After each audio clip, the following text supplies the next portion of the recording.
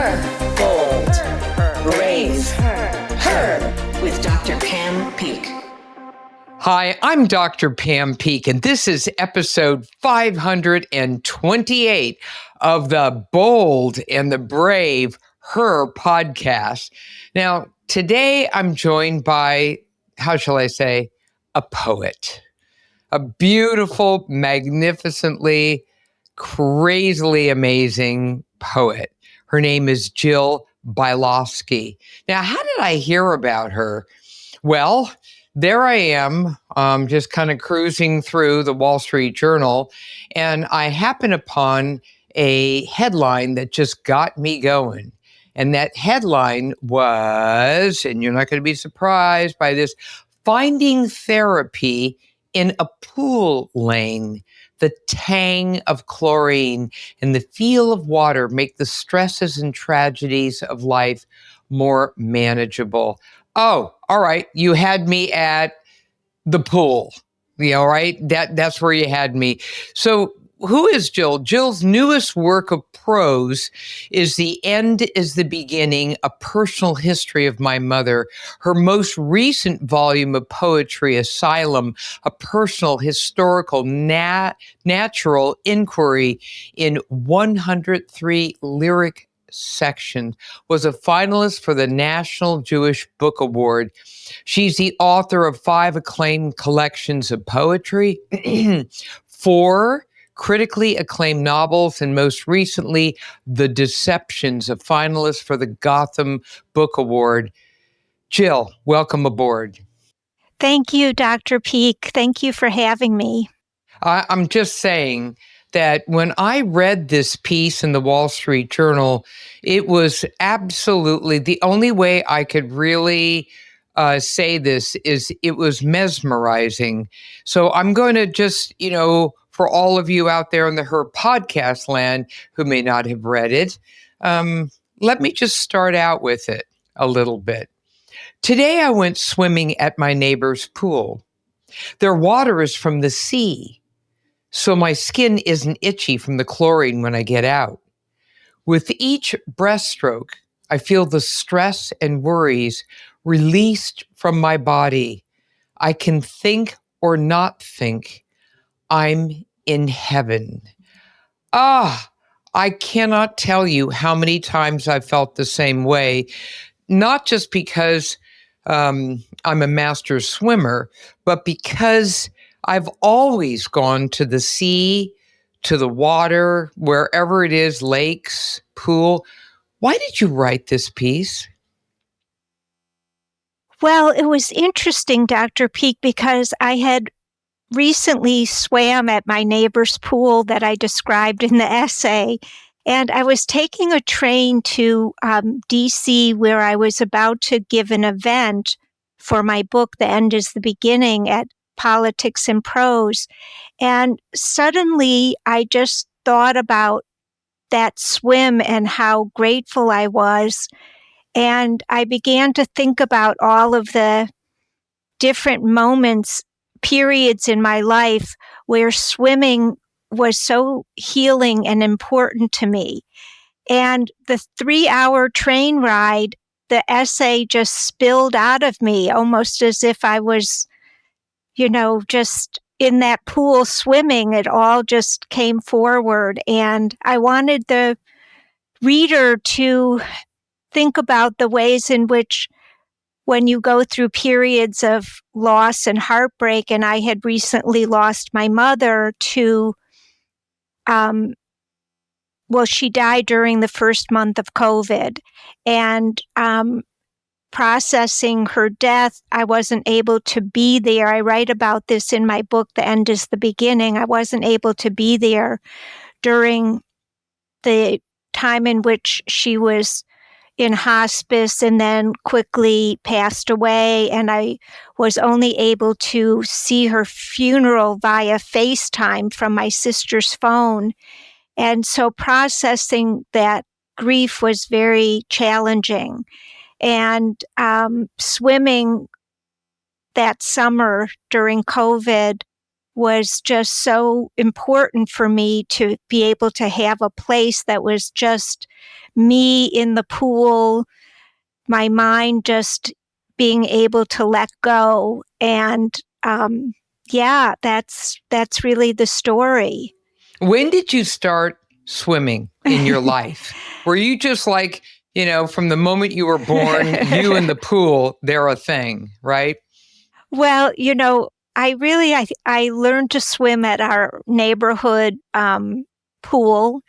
I remember very clearly the first swimming lesson where you had to hold on to the edge of the pool and learn how to breathe, if you remember that, and blow bubbles. And I must have been maybe, I don't know, 5 or 6 years old. And I learned to swim that summer. And then the pool, the community pool was really the place that we went all summer long through my childhood. And so swimming was, it began then. And then when I was in school, when I was in 7th grade, we had swim class every week. And I joined the Aqua Gems. I write about that in the essay. And that was sort of the swimming, ballet swimming, I guess you would call it. And since then, when I went to college and when I went to graduate school and then first moved to New York, the first thing I always did was, where's the pool? Finding the place where I could swim, even if it was just 20 laps. So I do find swimming to be very therapeutic. That's one of the things that all of her podcast audience knows from me so well. And that is, I am constantly harping on the fact that when you do physical activity like this, notice I didn't even use the E word, didn't say exercise. What I'm really trying to say is that it's very healing. And I would like people to connect with something that allows them to heal, to be able to recover, to be able to adapt and adjust, to be able to cope with things when they happen in your life, whether they're real tragedies or you're having one of those days. Where do you go? So many people pivot to self-destructive behavior. Take a swig from a cigarette, drink alcohol. I'm a little disturbed by how much women are doing this more and more, and the statistics bear this out. For me, I'm a triathlete, so I'm always outdoors. So, and I'm a hiker, big time. So for me, nature and I get along. We get along. And if I'm having a funky day, I'm outdoors. I'm going to find some place to just, walk, hike, cycle, swim, and back and forth. And I really want everyone out there in the Her podcast, land, to really consider, what do you do when things get really tough for you? What do you do? And if it's always leaning into self-destruction, how about we start changing that up here a little bit? And what about, the simplest thing in the world is get out of yourself and your place where you live and just walk. Find a park, with or without a buddy, and just get out. There's actually an entire field of eco-psychology where, they've looked at what happens to stress hormone cortisol when you actually get out. This swimming thing, I can't tell you how many memories popped up in my brain from when I sought out a pool or a lake or the ocean for soothing comfort and healing. I absolutely love that. It just sort of does something for me. And I want people to understand how important that is.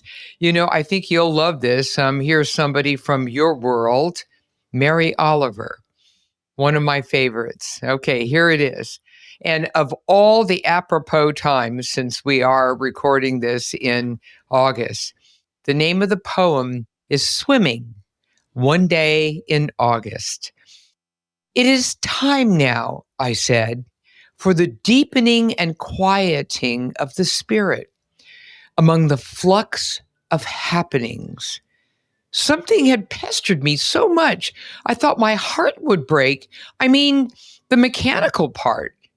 I went down in the afternoon to the sea, which held me until I grew easy.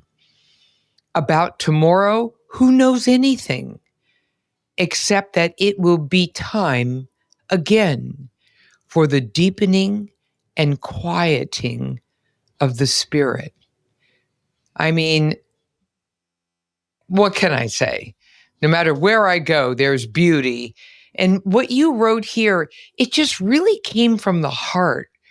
I sent this beautiful essay you wrote to Lord knows how many people, everyone in my master's swimming group, and they all had the same reaction, which was, wow, water was always with her, and that this is a healing place. And, when I was reading here from this, in graduate school, I swam out my broken heart day after day, week after week. My boyfriend dumped me for the beautiful blonde poet he had met and trashed as stuck up when we were dating. Lesson learned. If a guy knocks another girl in your company, it's because he's smitten with her. Okay, there was a little life lesson there too.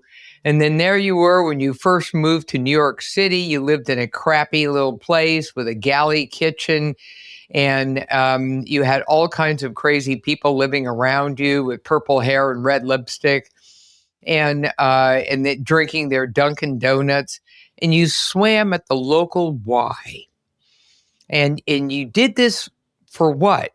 To manage your fears about whether you could make it as a poet in a city where the street smelled of rain-soaked garbage, rotting bodega fruit, and burning kebabs, and the relentless noise of cars, ambulances, and construction rattled me.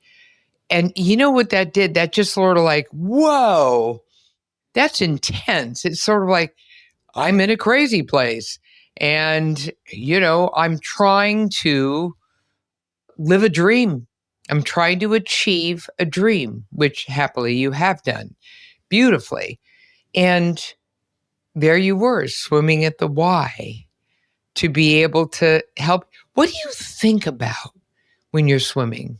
Oh, that's a good question, Dr. Peak. One thing I did want to mention that I'm so happy you read the Mary Oliver poem, because she is truly a gifted poet, and I was very fortunate that she gave me an endorsement for one of my poetry books called The Players, and we actually grew up in Cleveland, Ohio, so I feel a spiritual connection with her. So I just wanted to say that. That's so cool. Yeah, it is.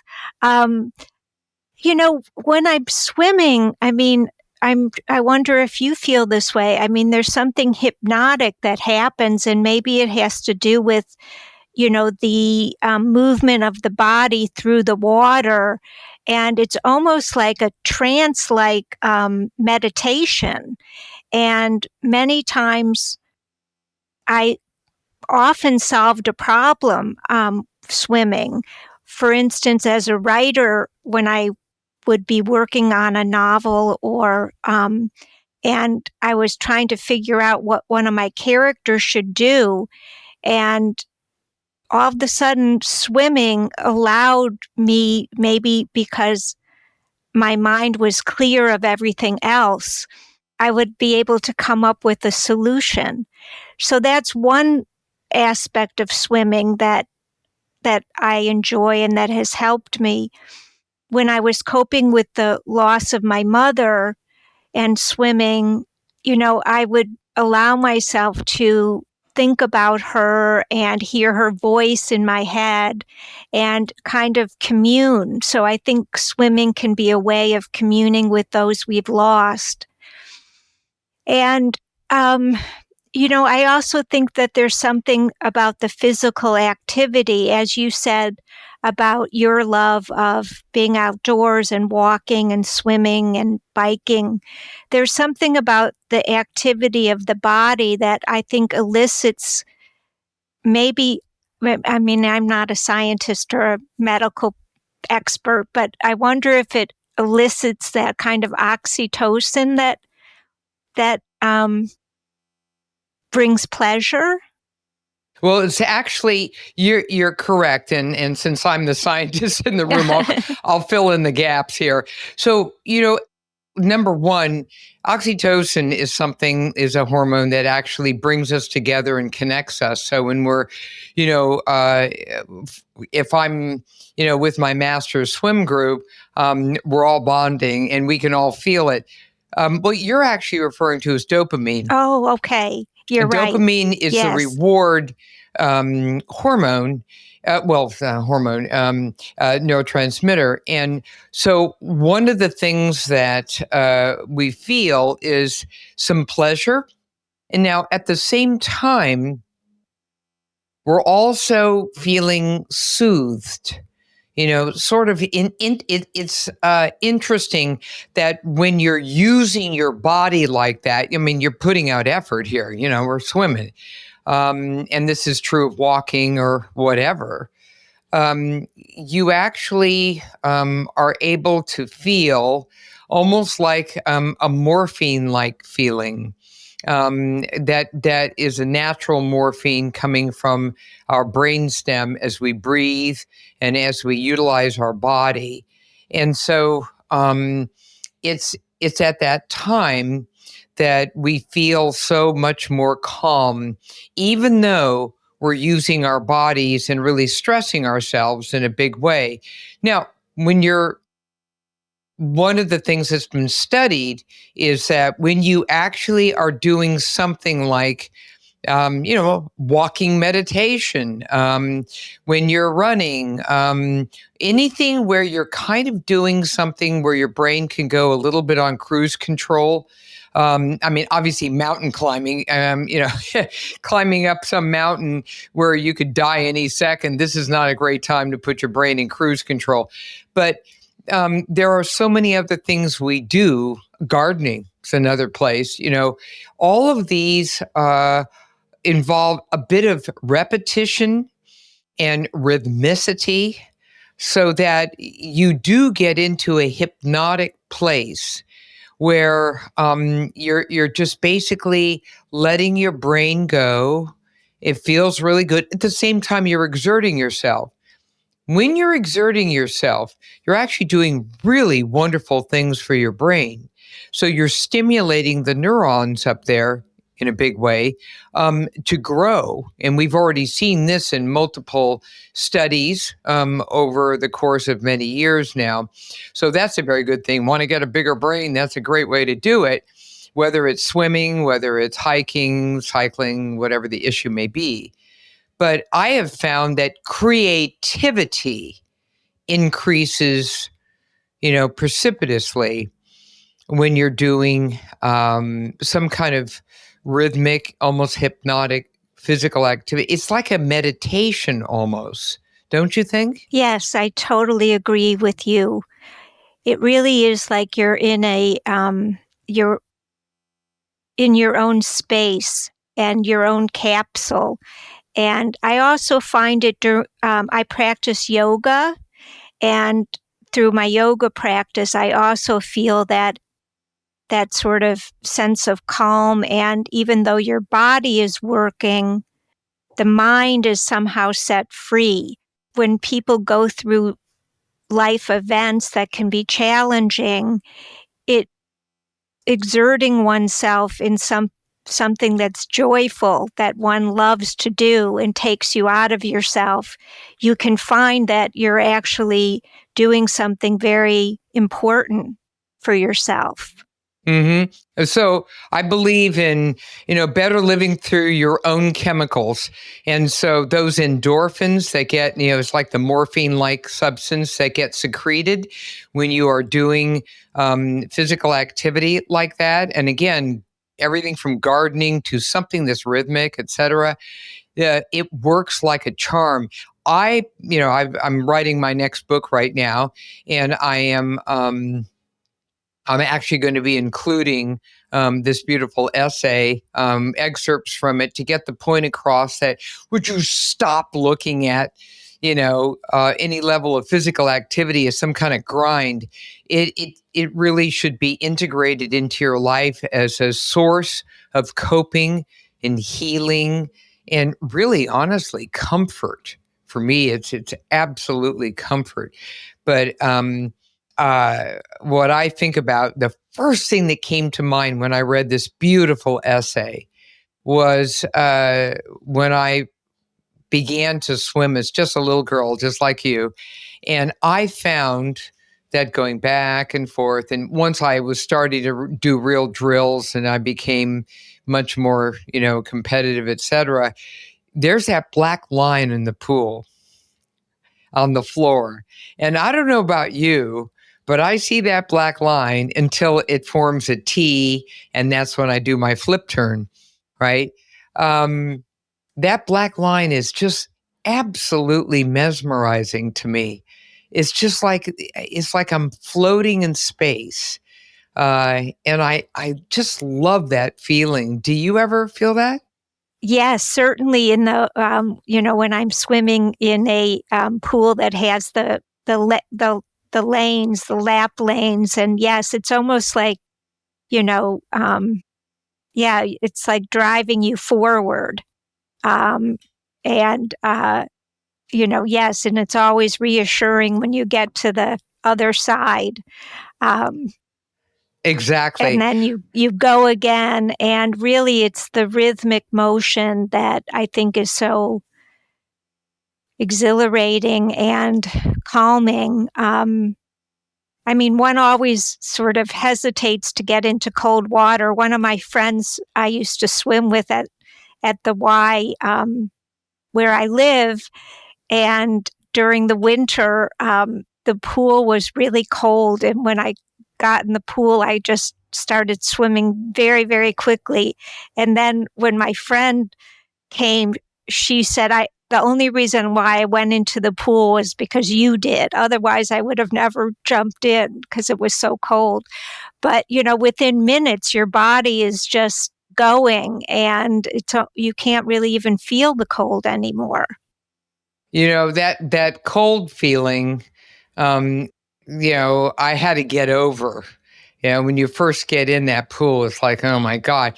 Well, first of all, you never want to swim in a warm pool. That feels horrible. No. But the cold is not bad. It's really not that bad.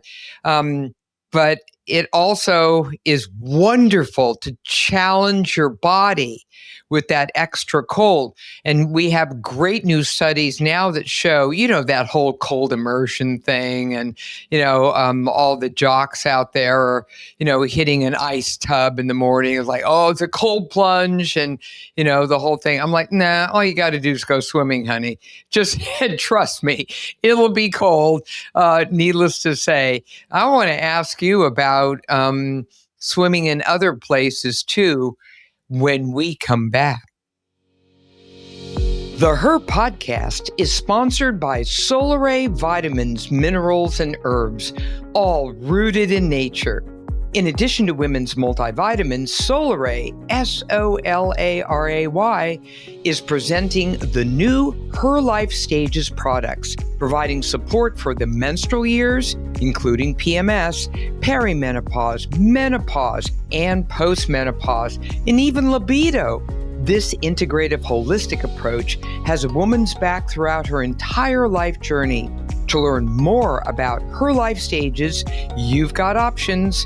You can run on over to your local health food store or check it out at Whole Foods, Sprouts, Amazon, or scroll over to solaray.com and use promo code HER20 for 20% off your purchase. Women, Solaray's got your back. And we're back. Okay, now I have a very special memory of the first time I was ever in a lake. And all of those little lake plants at the bottom, kind of encircling my feet, almost saying, come on down with me. And I'm like, no, don't kill me here. But almost tickling me as I'm swimming, especially in the more shallow part. It's kind of interesting. And then looking over to where land is and imagining where you are at that very moment out there in the lake. It's kind of a wild feeling. How about you? I don't think. I remember swimming in lakes, and yeah. To be honest, I don't really love swimming in the lake because of the feel of the water, and the seaweed or whatever is at the bottom. Somehow, I can't quite get into the same rhythm of swimming in a pool where you're in a you know exactly where you're going because of that black line or that where the edge is. But I also associate swimming, also being a writer, that it's almost the same process, that when I'm writing and I'm really in the zone of my project, it does feel almost like you're swimming through the language. The language just sort of starts flowing out of the brain. And there is some, I think, kind of connection, because writing is a very solitary activity. You're just alone with yourself and your own thoughts and plots. And it is really a metaphor for swimming, the way in which I think the fact that you're doing something alone when life is so filled with relationships, people, job responsibilities, children responsibilities, motherhood, it's very healthy, I think, to have that outlet of doing something just for yourself. I love that. It was so interesting. Another memory floated to the surface, and that was with my very first book. When I wrote that book, I wrote it up in the country, at my country place, and just surrounded by beautiful places to hike and whatever. And when I felt like I just couldn't sit any longer and make myself crazy, I just had to get up and move. That was it. So I would get out and I would just walk, just pound the pavement and, really get out there and hike. And that would eventually lead me to be walking anywhere between 6 to 12 miles a day, because I would divvy it up. I would never do it all at one time, because I wrote on and off throughout the day and sometimes the evening. So I remember, you've gotten this too, that I was being interviewed by NPR for the first book. And my interviewer was this wonderful guy. And he said, okay, so how much weight did you gain with this book? You know what I'm saying? You know where I'm going. It's like you sit there and sometimes you're just chomping on things just because it's like an anxious, nervous habit that we all get into. My hack is I chomp on carrots because they give me a nice crunch. But and I said, oh, no, I didn't gain a pound. For that matter, I think I might have lost weight. And I explained to him what I did. And he says, That's amazing. I'm going to do that next time. Because he said, yeah, I gained 15 pounds in my first book. Like, oh my God, don't let me do that. So again, I want to read toward the end of this beautiful, beautiful piece, which I love. I swam again in the months after my mom died in early 2020 at the start of the COVID-19 pandemic. Her last years were in a care home in Cleveland where she suffered from Alzheimer's. Pandemic restrictions meant I couldn't be with her when she passed, or even attend her gravesite funeral.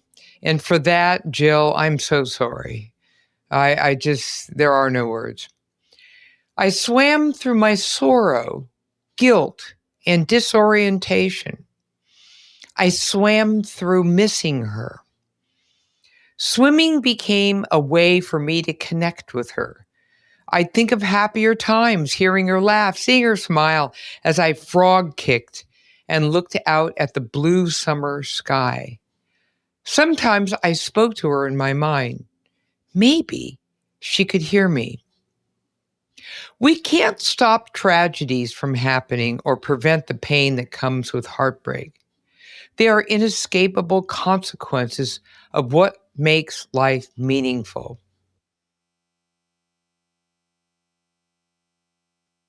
Some people alleviate their suffering with a therapist, which at times in my life has been essential. Others find relief in long, candid social media posts. Oh, God, spare me. For me, therapy isn't enough. I need to swim through it all. It's about passing the time, feeling my strength, and finding relief in grasping the pool edge on the other side. It's just poetic. It's so beautiful. It just really, really resonates with me. I've spoken to runner friends who literally could just substitute the word running for swimming. Yes, I can imagine that. Dr. Peak, yes, absolutely. Yeah, it's amazing how even a half hour or 45 minutes can refresh the brain, the body, and also allow, as I said, for some thinking, I wrote my book, The End is the Beginning, right after my mother passed away, because I felt this strong desire to resurrect her life because she went through many tragedies of her own. And I don't think that I could have accomplished the emotions that writing the book brought forth without swimming and yoga. They were really essential. And I wanted to actually show you a copy of my book, The End is the Beginning. Oh, what a beautiful cover. Yes, and my mother's name was Iris, so these are irises. So beautiful. Yes, but really, what you read, Dr. Peak, is certainly how I feel that we can't really stop life from happening, and sometimes what happens we can't control, and we need to figure out ways of controlling anxiety, fear, worry. And for me, therapy has been essential, but it isn't enough. And I know that swimming really has got me through many moments, and also has brought a lot of pleasure because it's something that I've done through the life course, right? So it does bring back those memories of different periods in my life and the different pools I swam in. And in New York City, when I first moved here, I did join the Y, but then as I got older, I wanted to try, because the Y was very crowded. You had to really find your own lane and wait sometimes for your lane. And so I checked out all these hotels in New York City to find the best pool. And that was also a fun exercise. Well, it's an adventure. Right. And think of the wild and crazy people you meet. Right. You just never know. And you're hanging out with, kind of kindred spirits there. And that's the same thing with so many other things: hiking, walking, running, jogging, cycling. You've got little beehives everywhere. And that connectivity is one of the most powerful, if anything, it's the most critical element that will predict success and longevity and quality of life. It's the connections. It's not the swimming, it's the connections. And go ahead. I'm also interested in what you said about that activity, whether it's swimming or running, is also promotes creativity, because I feel that has been so true for me. I don't know whether that is just because the mind is calmer. It actually is getting stimulated. Okay. It's a little bit paradoxical. You've got many things going on here. On the one hand, you have all those nice endorphins getting cranked, and so you're like kind of mood mellowed. But at the same time, you're energized. You're rocking it out there. You're making it happen. And so there's that going on. And then those neurons are getting stimulated. It's very healthy to challenge and stimulate those brain cells, which is why, interestingly, when I'm writing, I love making certain, right now, since I have an iPhone, I could just dictate it in my iPhone. But when I come up with creative ideas, many times that occurs when I'm actually out doing my thing. Me too. Like halfway through a hike, and all of a sudden, boom! Right. The new title should be right. Exactly. Do you know what I mean? Yeah, exactly. I find that I also have to immediately find my phone to write something into the notes section of the phone, so I don't forget. Yes, I've solved many problems through activity. See, that's the other thing. It's not just coming up with cool things for a book. It's also, I just maybe had a real funkadelic connection with somebody, and I need to process what's going on. And the best way to process is get up off your little feminine behind and then just do something. I don't care if it's just, gardening, playing around in the garden, taking that walk, just getting out.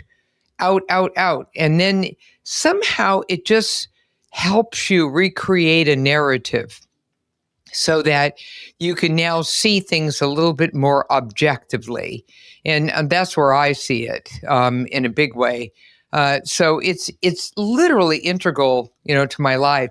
I remember when I was an undergraduate at Berkeley, I lived up in the Berkeley Hills, and what I would do is take my bike, throw it on the back of my car, drive up to Inspiration Point behind the Lawrence Rad Lab, and then just bike until, forever, until this one beautiful place that overlooks Mount Tamalpais and the Golden Gate Bridge. And I would just sit there and think. I would meditate, think, contemplate. It was something I so looked forward to. Sometimes it was just to de-stress from, all the pre-med classes I had to take and everything, organic chem, being the king here. And I just found it to be so healing. So by the time I biked back to my car, I was different. I felt so much more reset in a very healthy way, in a big way. Yes. So does that make sense? Yes, I think it does connect. Activity does connect you back to your essential self. And whether it is, I also walk with my dog, and sometimes I walk with headphones on and listen to a book. And just that process of getting out of your own head through activity is very healing, and definitely essential. I think a lot of us learned that during COVID when we were shut in, and those of us who had access to being able to walk in parks, even with the mask on, I was so grateful for those walks. Yeah, that's all I had. All the gyms were closed. Right. And once again, nature was healing. So what's the lesson here, folks? You know what that lesson is. I've just beat you over the head with it, which is seriously getting out, especially into nature, is one of the best things you could possibly do to just, reset mentally, physically, spiritually, using your body to be able to help your mind. It's such a beautiful, holistic, integrative process. And so this is one of those wonderful episodes where I'm talking to you about physical activity, where it's not about crunching out, burning calories and what. No, it's actually integral to your life. It's life-saving is really what it is in a big way. And, all I can do is on behalf of everyone, Jill, thank you for your absolutely beautiful essay. Because, boy, I'll tell you, it took me right down memory lane. And every time I get in a pool right now, I think about that essay, and it just brings to mind the whole healing process. So, Jill, thanks for that. Thank you so much. Yes, I was just going to say, I think that essay, I received more emails from readers than maybe anything I've ever written. So there must be a lot of swimmers out there who are doing the same thing. Yeah, I read, I think it was like several days later, in the op-ed section where they have a lot of readers' letters and stuff, and there was a beautiful letter about your essay from some woman who just said, I mean, this baby totally resonated with me. I get it, and I live it myself.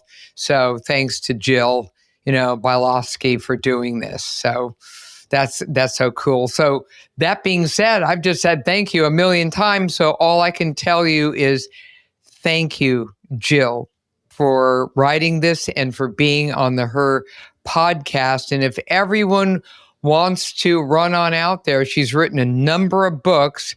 And her website is Jill Bialosky, and that's spelled JILLBIALOSKY.com. Learn more about her work and her latest book, The End is the Beginning, a personal history of my mother, which I very much look forward to taking a look at and enjoying, because I think you're an absolutely fabulous writer. So, Jill, thanks for being on the Her podcast.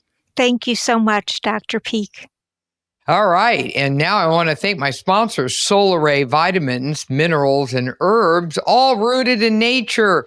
Oh, my goodness gracious. And the new Her Life Stages products. Scope them all out at Solaray, SOLARAY.com. And hey, now take a moment to leave us a review, because we love to hear from you. This has been a production of Podcast Health. Here's a little reminder. Your time in this world may be limited, but the things you could do with that time, like swimming, are not. So get on out there and seize the day. Go find a pool somewhere. Thanks for listening, everyone.